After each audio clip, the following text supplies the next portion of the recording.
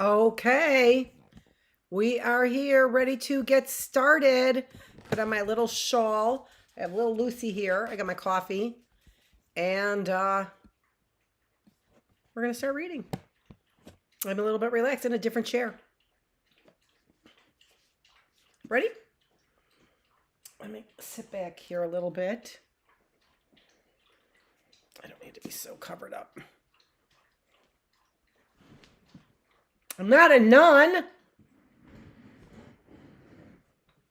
Neither is Beely or Lola.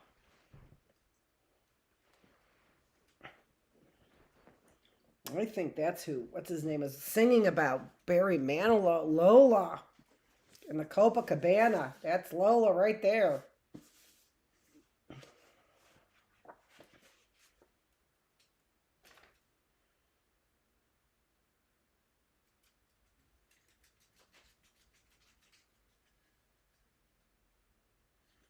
I was just reading where we left off. It was La Inca who saw first. Well, you finally did it. You're pregnant. No, I'm not, Beely rasped, wiping the fatigued mash from her mouth. But she was. Revelation. That's the next title of the next section. Revelation. When the doctor confirmed La Inca's worst fears, Beely let out a cheer. Young lady, this is not a game, the doctor barked. She was simultaneously scared shitless and out of her mind with happiness. She couldn't sleep for the wonder of it, and after the revelation became strangely respectful and pliant. So now you're happy? My God, girl, you are a fool. For Beely, this was it. The magic she'd been waiting for. She placed her hand on her flat stomach and heard the wedding bells loud and clear, saw in her mind's eye the house that had been promised, that she had dreamed about. Please don't tell anyone, La Inca begged. But of course, she whispered it to her friend Dorca, who put it out on the street. Success, after all, loves a witness, but failure can't exist without one. The bachinche spread through the sector of Bonnie like wildfire. The next time the gangster appeared, she had dolled herself up lovely, a brand new dress, crushed jasmine in her underwear, got her hair done, and even plucked her eyebrows into twin hyphens of alarm. He needed a shave and a haircut, and the hairs curling out of his ears were starting to look like a particularly profitable crop. You smell good enough to eat, he growled, kissing the tender glide of her neck. Guess what, she said coyly. He looked up. What?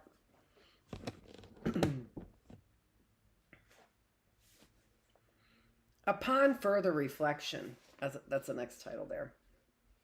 So, revelation, upon further reflection. In her memory, he never told her to get rid of it. But later, when she was freezing in basement apartments in the Bronx and working her fingers to the bone, she reflected that he had told her exactly that. But like lover girls everywhere, she had heard only what she wanted to hear. Name game. I hope it's a son, she said. I do too, half believing it. They were lying in bed in Love Motel.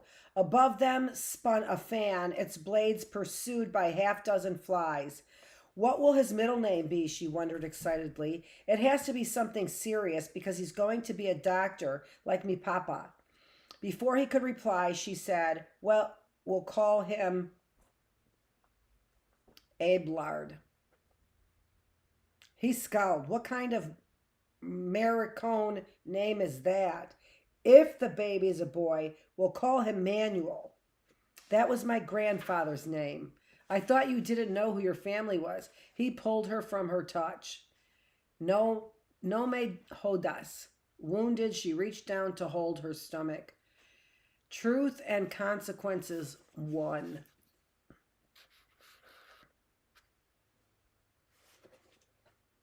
Honey, you have to move over.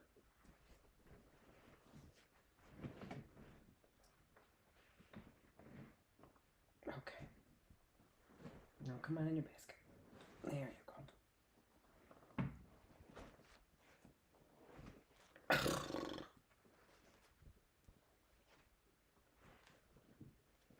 There's nothing better than reading in a warm place in a big comfy chair.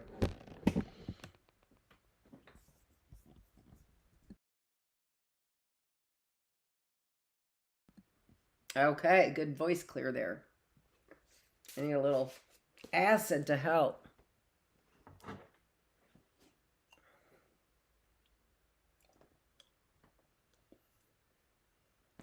Okay. Oh, that helped.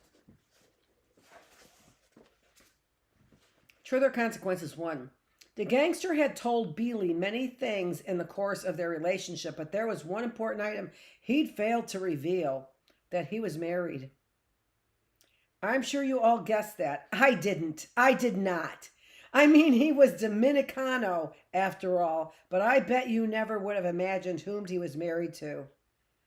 A Trujillo. Truth or Consequences 2. It's true, the gangster's wife was, drumroll please, Trujillo's fucking sister.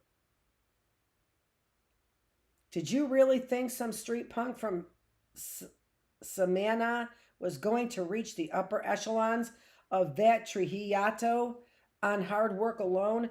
Negro, please, that ain't a fucking comic book. This ain't a fucking comic book. Yes, Trujillo's sister, the one known affectionately as La Fea. They met while the gangster was carousing in Cuba. She was a bitter Tacana, 17 years his senior. They did a lot of work together in the butt business, and before you knew it, she had taken a shine to his irresistible joie de vivre. He encouraged it, knew a fantastic opportunity when he saw one, and before the year was out, they were cutting the cake and placing the first piece of El Jefe's plate. And placing the first piece on El Jefe's plate. There are those alive who claim that La Fea had actually been a pro herself in the time before the rise of her brother, but that seems to be more calumny than anything, like saying Balaguer fathered a dozen illegitimate children and then used the Pueblo's money to hush it up. Wait, that's true, but probably not the other. Shit, who can keep track of what's true and what's false in a country as baca as ours? What is known is that the time before her brother's rise had made her una mujer bien fuerte y bien cruel. She was no pendeja and ate girls like Beely like they were pan de agua. If this was Dickens, she'd have to run a brothel. But wait, she did run brothels. Well, maybe Dickens would have her run an orphanage. But she was one of those characters only a kleptocracy could have conceived, had hundreds of thousands in the bank and not one yuan of pity in her soul. She cheated everyone she did business with, including her brother, and had already driven 2 respectable businessmen to early graves by fleecing them to their last mota. She sat in her immense house in La Capitale like a shelob in her web, all day handling accounts and ordering around subordinates, and on certain weekend nights she would host tertulias where her friends would gather to endure hours of poetry declaimed by her preposterously tone-deaf son from her first marriage. She and the gangster didn't have any children. Well, one fine day in May, a servant appeared at her door. Leave it, she said, a pencil in her mouth. An inhalation. Doña, there's news. There's always news. Leave it. An exhale. News about your husband. In the shadow of the jacaranda. 2 days later, in the shadow of the jacaranda.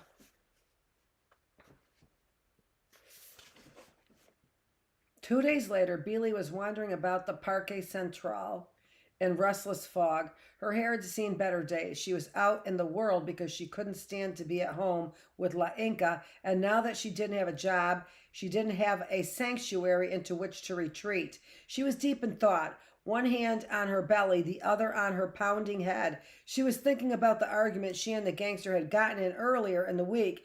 He'd been in one of his foul moods and bellowed suddenly that he didn't want to bring a baby into so terrible a world, and she had barked that the world wasn't so terrible in Miami, and then he said, grabbing her by the throat, "If you're in such a rush to go to Miami, swim." He hadn't tried to contact her since, and she was wandering around in the hopes of spotting him, as if he hung around Bonnie. Her feet were swollen, her head was sending its surplus ache down her neck, and now two huge men with matching pompadours were grabbing her by the arms and propelling her to the center of the parquet, where a well-dressed old lady sat on a bench underneath a decrepit jacaranda. White gloves and a coil of pearls about her neck, scrutinizing Beely with unflinching iguana eyes. "Do you know who I am?" "I don't know in Carajo. Soy Trijoya. I'm also Dionisio's wife. It has reached my ears that you've been telling people that you're going to marry him and that you're having his child. Well, I'm here to inform you, Monita, that you will be doing neither. These two very large and capable officers are going to take you to a doctor, and after he's cleaned out that todo podrido of yours, there won't be any baby left to talk about. And then it will be in your best interest that I never see your black cara de cuelo again, because if I do, I'll feed you to my dogs myself. But enough talk. It's time for your appointment. Say goodbye now. I don't want you to be late." Beely might have felt as though the crone had thrown boiling oil on her, but she still had the ovaries to spit. "Comeme el cuello, you ugly, disgusting vieja." "Let's go," Elvis one said, twisting her arm behind her back, and with the help of his partner dragging her across the park to where a car sat baleful in the sun. "Déjame," she screamed, and when she looked up, she saw that there was one more cop sitting in the car, and when he turned toward her, she saw that he didn't have a face. All the strength fell right out of her. "That's right, Tranquilla now," the larger one said. "What a sad ending it would have been had not our girl rolled her luck and spotted Jose then, ambling back from one of his gambling trips, a rolled newspaper under his arm. She tried to say his name, but like in those bad dreams we all have, there was no air in her lungs. It wasn't until they tried to force her into the car and her hand brushed the burning chrome of the car that she found her tongue. 'Jose,' she whispered, 'please save me.' And then the spell was broken. 'Shut up!' The Elvises struck her in the head and back, but it was too late. Jose then was running over, and behind him, a miracle, were his brother Juan and the rest of the Palacio Peking crew, Constantina, Marco Antonio, and Indian Benny. The grunts tried to draw their pistols, but Beely was all over them, and then Jose planted his iron next to the biggest one's skull, and everybody froze, except, of course, Beely. 'You hijos de puta! I'm pregnant! Do you understand? Pregnant!' She spun to where the crone had held court, but she had inexplicably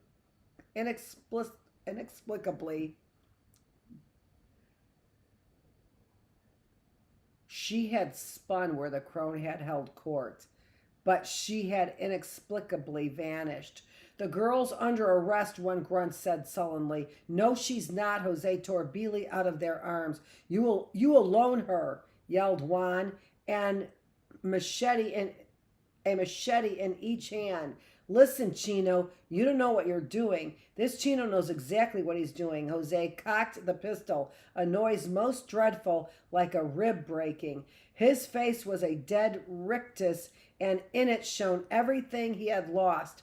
Run, Beely, he said, and she ran, tears popping out of her eyes, but not before taking one last kick at the grunts. Mis chinos, she told her daughter, saved my life. Hesitation. She should have kept running too, but she beelined for home instead. Can you believe it? Like everybody in the damn story, she's underestimated the depth of the shit she was in. What's the matter, Hija? La Inca said, dropping the frying pan in her hand and holding the girl. You have to tell me. Beely shook her head, couldn't catch her breath, latched the door and the windows, and then crouched on her bed, a knife in her hand, trembling and weeping, the cold in her stomach like a dead fish. I want Dominicio, she blubbered. I want him now. What happened? She should have screamed, I tell you, but she needed to see her gangster, needed him to explain what was happening.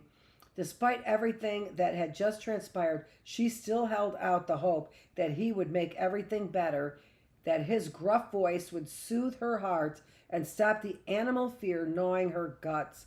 Poor Beely, she believed in the gangster, was loyal to the end, which was why a couple hours later, when a neighbor shouted, Oye, Inca! The novio outside, she bolted out of bed like she'd been shot from a mass driver, blew past La Inca, past caution, ran barefoot to where his car was waiting. In the dark, she failed to notice that it wasn't actually his car.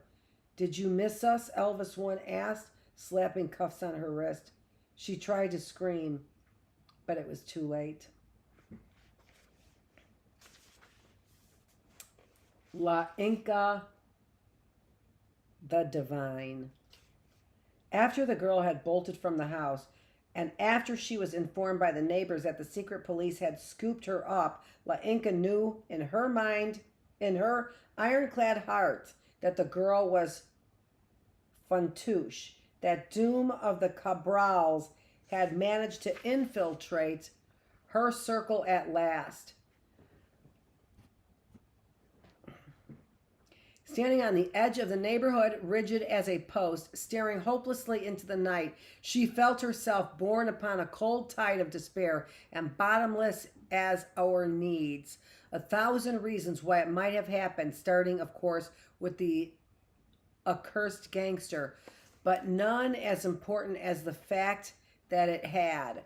Stranded out in the growing darkness without a name, an address, or a relative, and the Palacio, La Inca almost succumbed, let herself be lifted from her moorings and carried like a child, like a tangle of sea grape beyond the bright reef of her faith and into the dark reaches.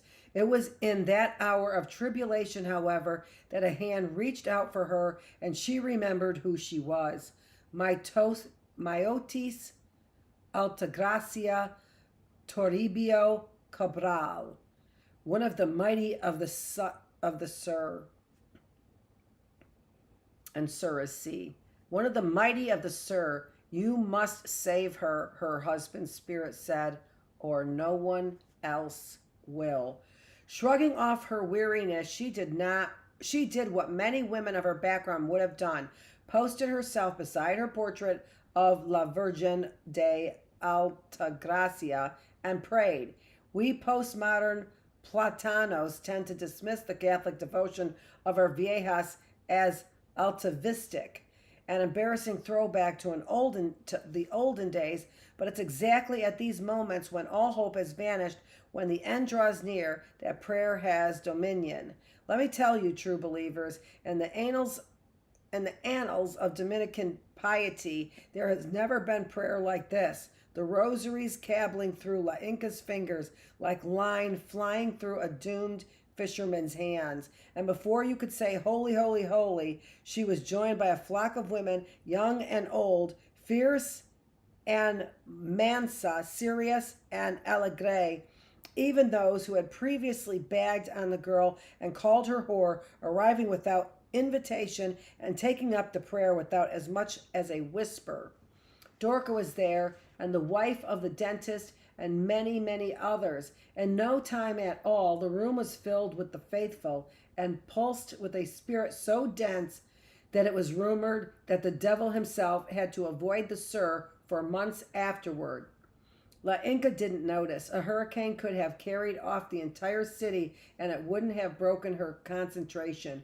Her face veined, her neck corded, her face veined, her neck corded, the blood roaring in her eyes, too lost, too given over to drawing the girl back from the abyss was she. So furious and so unrelenting, in fact, was Inca's pace that more than a few women suffered, she taught, spiritual burnout and collapse, never again to feel the divine breath of the Todo Poderoso on their neck. One woman even lost the ability to determine right from wrong, and a few years later became one of Balaguer's chief deputies. By night's end, only 3 of the original circle remained. La Inca, of course, her friend and neighbor, Momona, who it was said could cure warts and sex and egg, who could cure warts, it is, and sex and egg just by looking at it, and a plucky 7-year-old whose piety until then had been obscured by a penchant for blowing mucus out her nostrils like a man. To exhaustion and beyond, they prayed to that glittering place where the flesh dies and is born again, where all is agony, and finally, just as La Inca was feeling her spirit begin to lose itself from its earthly pinions, just as the circle began to dissolve. I have to go on, right? Choice and consequences. They drove east. In those days, the cities hadn't yet metastasized into Kehu, menacing one another with smoking, teeming tendrils of shanties.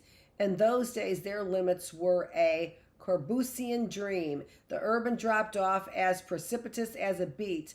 1 second you were deep in the 20th century, 20th century of the third world, and the next you'd find yourself plunged 180 years into rolling fields of cane. The transition between these states and some real-time machine type shit. The moon, it has been reported, was full, and the light that rained down cast the leaves of the eucalyptus into spectral coin. The world outside so beautiful, but inside the car. They'd been punching her, and her right eye had puffed into a malignant slit. Her right breast so preposterously swollen that it looked like it would burst. Her lip was split, and something was wrong with her jaw. She couldn't swallow without causing herself excruciating shocks of pain. She cried out each time they struck her, but she did not cry. Entiendes? Her fierceness astounds me. She would not give them the pleasure. There was such fear, the sickening, blood-draining fear of a drawn pistol, of waking up to find a man standing over your bed, but held a note sustained indefinitely. Such fear, and yet she refused to show it. How she hated these men. For her whole life she would hate them, never forgive, and she would never be able to think of them without succumbing to a vortex of rage. Anyone else would have turned her face from the blows, but Beely offered hers up, and between punches she brought up her knees to comfort her stomach. "You'll be okay," she whispered through a broken mouth. "You'll live. Dios mío." They parked the car on the edge of the road and marched her into the cane. They walked until the cane was roaring so loud around them it sounded as if they were in the middle of a storm. Our girl, she kept flinging her head to get her hair out of her face, could think only about her poor little boy, and that was the sole reason she started to weep. The large grunt handed his partner a nightstick. "Let's hurry up." "No," Beely said. How she survived, I'll never know. They beat her like she was a slave, like she was a dog. Let me pass over the actual violence and report instead on the damage inflicted. Her clavicle, chicken boned. Her right humerus, a triple fracture. She would never again have much strength in that arm. 5 ribs broken, left kidney bruised, liver bruised, right lung collapsed, front teeth blown out, about 167 points of damage in total, and it was sheer accident that these motherfuckers didn't eggshell her cranium, though her head did swell to elephant man proportions. Was there time for a rape or two? I suspect there was, but we shall never know because it's not something she talked about. All that can be said is that it was the end of language, the end of hope. It was a sort of beating that breaks people, breaks them utterly. Throughout most of the car ride and even into the first stanzas of that wilding, she maintained the fool's hope that her gangster would save her, would appear out of the darkness with a gun and a reprieve. And when it became clear that no rescue was forthcoming, she fantasized, in the instance of a blackout, that he would visit her at the hospital, and there they would be married in a suit, she in a body cast. But then that too was revealed to be plepla by the sickening crack of her humerus, and now all that remained was the agony and the foolishness.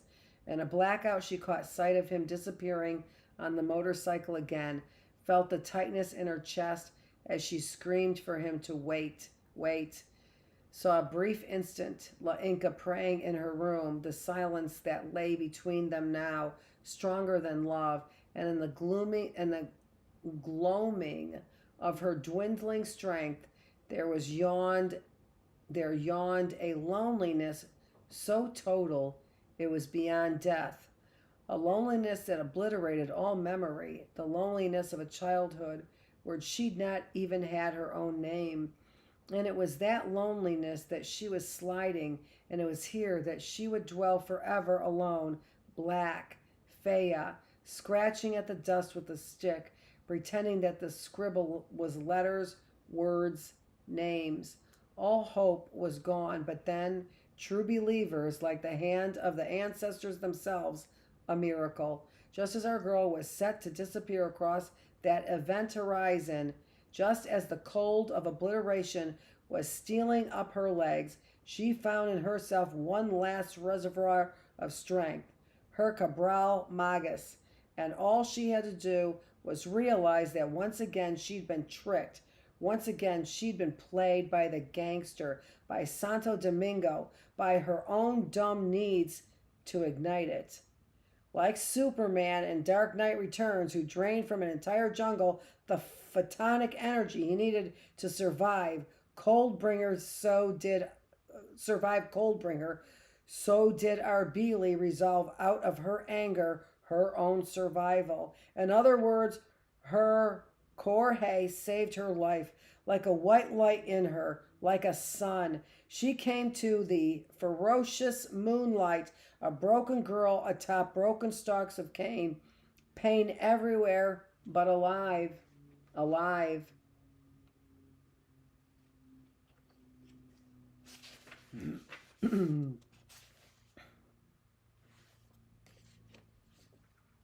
It's a break, no title.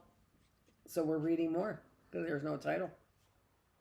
And now we arrive at the strangest part of our tale. Whether what follows was a figment of Beely's racked imagination or something else altogether, I cannot say. Even your watcher has his silence, his Paganus en Blanco. Beyond the source wall, few have ventured. But no matter what the truth, remember, Dominicans are Caribbean and therefore have an extraordinary tolerance for extreme phenomena. How else could we have survived what we have survived?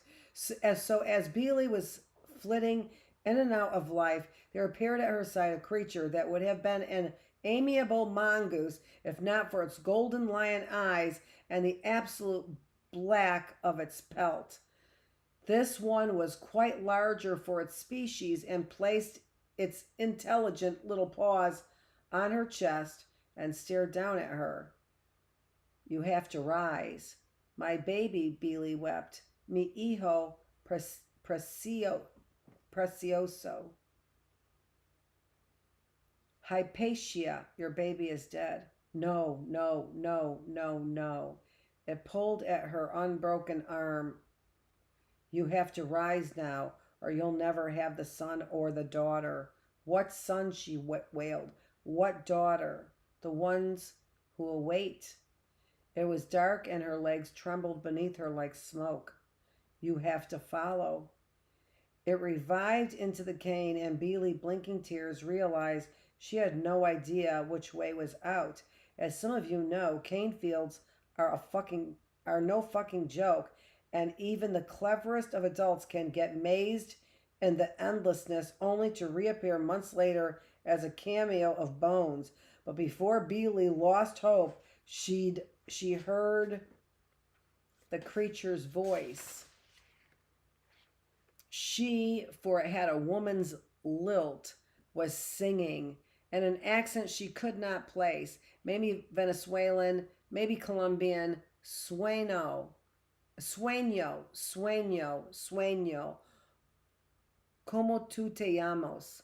She clung unsteadily to the cane, like an anciano clinging to the hammock, and panting took her first step, a long, dizzy spell, beating back a blackout, and then her next. Precarious progress, but if she fell, she knew she would never stand again. Sometimes she saw the creature's Chaban eyes flashing through the stalks. Yo me llamo Sueño de la Madrugada. The cane didn't want her to leave, of course. It slashed at her palms, jabbed into her flank, and clawed her thigh, and its sweet stench clogged her throat. Each time she thought she would fall, she concentrated the faces of her promised future, her promised children, and from that obtained the strength she needed to continue.